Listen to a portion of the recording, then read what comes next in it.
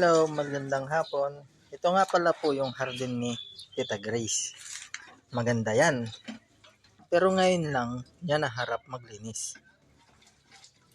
Kaya, for the tulong ang person.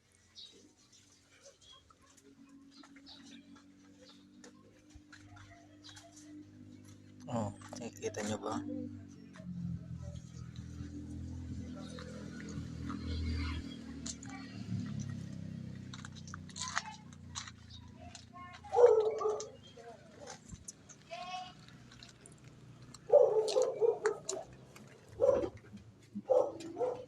Ito po.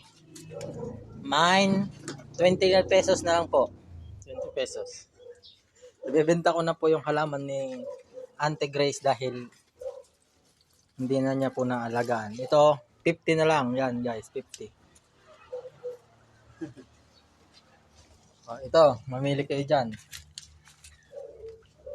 10, 5 piso, 20, 30. O yan, pili na kayo.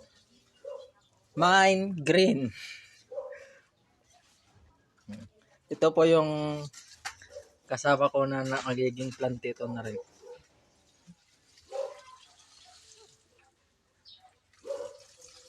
Mine 50. Ay, wag kulang yan. Ito pala, mine 50. Maganda yan.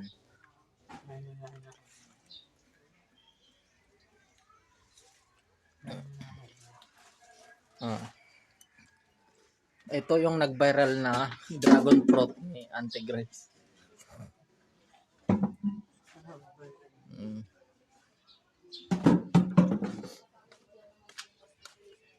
Kaya, saan ka pa? Kay kapitana na, masipag na, matulungin pa.